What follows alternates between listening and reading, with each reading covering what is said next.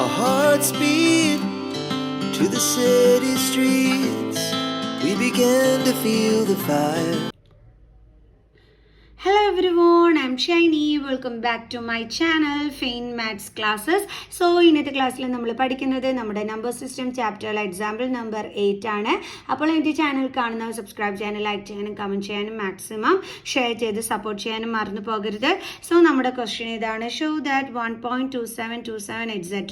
is equal to 1.27 bar can be expressed in the form p by q where p and q are integers and q is not equal to 0.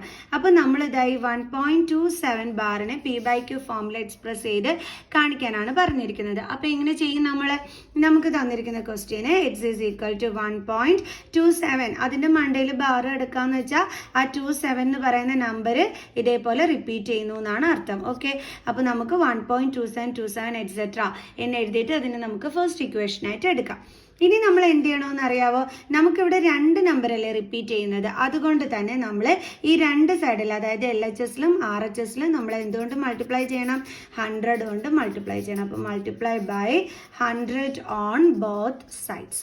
ഇനിയിപ്പോൾ ഒരു number ആയിരുന്നു repeat ചെയ്യുന്നതെന്നുണ്ടെങ്കിൽ 10, 3 number ആണെങ്കിൽ 1000, അങ്ങനെ വേണം നമ്മൾ choose ചെയ്യാനായിട്ട്. അപ്പോൾ ഇവിടെ രണ്ട് നമ്പർ ആയതുകൊണ്ട് നമ്മൾ 100 ചൂസ് ചെയ്യുന്നു.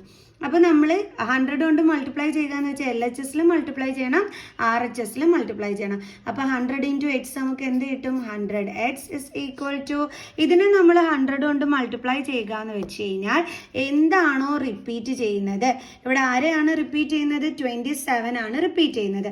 അപ്പം ആ റിപ്പീറ്റ് ചെയ്യുന്ന നമ്പറിനെ നമ്മളിതേ ഈ പോയിന്റിന് മുമ്പായിട്ട് കൊണ്ടുവരിക എന്നുള്ളതാണ് മീനിങ്. ഓക്കെ, അല്ലാതെ പോയി നിങ്ങൾ ഇതിൻ്റെ 100 എന്ന് ചെയ്ത് നോക്കിയല്ല ചെയ്യേണ്ടുള്ളത്.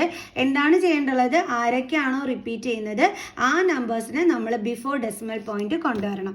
അപ്പോൾ ബിഫോർ ഡെസിമൽ പോയിന്റ് ഓൾറെഡി ഇവിടെ ഒരു നമ്പർ ഉണ്ട്, ആരാണ്? 1.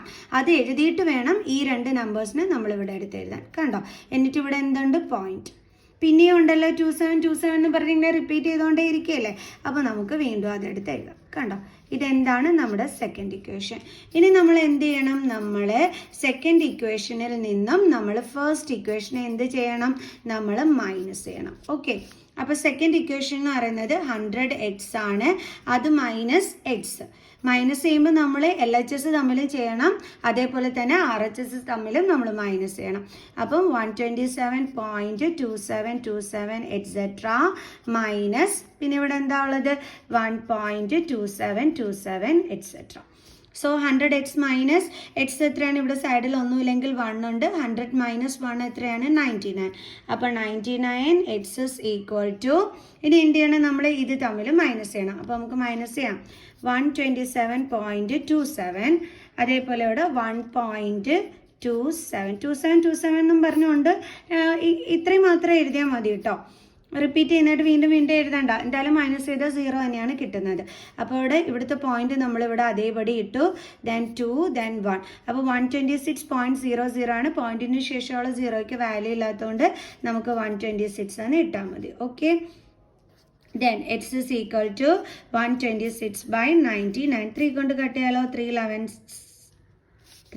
അല്ല, സോറി, 3 × 33. അതേപോലെ 4 3s are 12, 3 2s are 6. ഇനി നമുക്ക് വീണ്ടും 3 11s are 33, 3 1s are 31, 4 3s are 12. So അപ്പോൾ നമുക്ക് എക്സിൻ്റെ ആൻസർ എന്താണ് കിട്ടിയത്? 14/11. ക്ലിയർ? അപ്പോൾ ഇത്രയേ ഉള്ളൂന്നേ. അപ്പോൾ ഈസിയുള്ള സമ്മല്ലേ? ഓക്കെ, അപ്പോൾ അടുത്ത എക്സാമ്പിൾ ക്വസ്റ്റ്യനുമായിട്ട് നമുക്ക് അടുത്ത വീഡിയോയിൽ കാണുന്നത് വരെ ബൈ ബൈ.